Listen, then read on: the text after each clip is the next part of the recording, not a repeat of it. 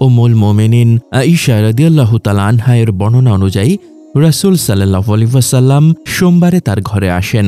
বুধবার দিবাগত রাত পর্যন্ত যথারীতি মাগরিবের নামাজ পড়ান। এশার সময় খুব বেশি অসুস্থ হয়ে পড়েন। সাহাবা ইকরাম মসজিদে নববীতে প্রিয় নবীর পেছনে নামাজ আদায় করবেন এই আশায় অপেক্ষমান। রাসূল সাল্লাল্লাহু আলাইহি ওয়াসাল্লাম একে একে 3 বার ওঠার চেষ্টা করেন, কিন্তু 3 বার বেহুশ হয়ে পড়েন। হুঁশ ফিরে পেলেই জিজ্ঞাসা করতেন, আমার সাহাবীরা এশার নামাজ হয়েছে? আয়েশা রাদিয়াল্লাহু তাআলা আনহা জবাব দিতেন, না, তারা তো আপনার অপেক্ষায় আছে। তৃতীয়বার উঠে বললেন, আবু বকরকে নামাজ পড়াতে বলো। আয়েশা রাদিয়াল্লাহু তাআলা আনহা বললেন, হে আল্লাহর রাসূল, তিনি কোমল হৃদয়ের মানুষ, নামাজে দাঁড়ালে হয়তো ঠিকমতো কিরাতও পড়তে পারবেন না। এভাবে রাসূল সাল্লাল্লাহু আলাইহি ওয়াসাল্লাম 2 বা 3 বার আবু বকর রাদিয়াল্লাহু তাআলা আনহার নাম প্রস্তাব করলেন। আয়েশা রাদিয়াল্লাহু তাআলা আনহা প্রতিবার একই জবাব দিলেন। অপর বর্ণনা মতে আয়েশা রাদিয়াল্লাহু তাআলা আনহা স্পষ্টভাবে ওমর রাদিয়াল্লাহু তাআলা আনহু এর নাম প্রস্তাব করেছেন, কিন্তু প্রতিবার প্রিয় নবী সাল্লাল্লাহু আলাইহি ওয়াসাল্লাম আবু বকর রাদিয়াল্লাহু তাআলা আনহু এর কথাই বলেন।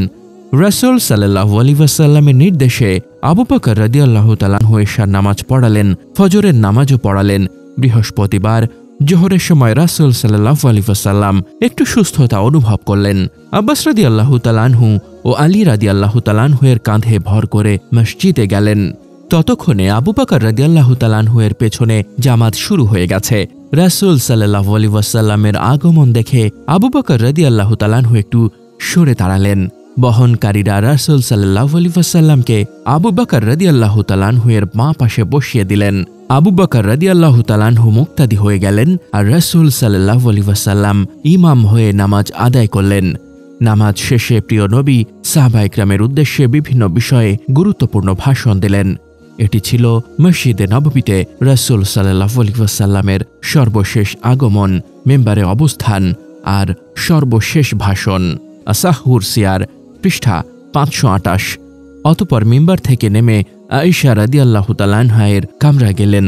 আসর থেকে আর আসতে পারেননি মসজিদে। আবু বকর রাদিয়াল্লাহু তাআলা আনহু যথারীতি নামাজ পড়ালেন প্রিয় নবীর ইন্তেকাল পর্যন্ত। আবু বকর রাদিয়াল্লাহু তাআলা আনহু রাসূল সাল্লাল্লাহু আলাইহি ওয়াসাল্লামের জীবদ্দশায় তার অন্তিম সময়ে 21 ওয়াক্তের নামাজ পড়ান।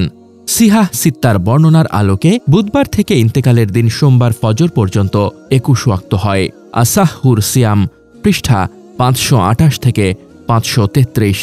নামাজের সারিতে সাহাবা ইকরামের প্রতি প্রিয় নবীর শেষ নজর। বৃহস্পতিবার জোহরের পর থেকে প্রিয় নবী সাল্লাল্লাহু আলাইহি ওয়াসাল্লাম আয়েশা রাদিয়াল্লাহু তাআলা আনহা এর কামরায় শয্যাশায়িত।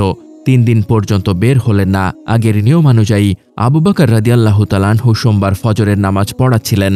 সাহাবা ইকরাম সারিবদ্ধভাবে নামাজ আদায় করছিলেন।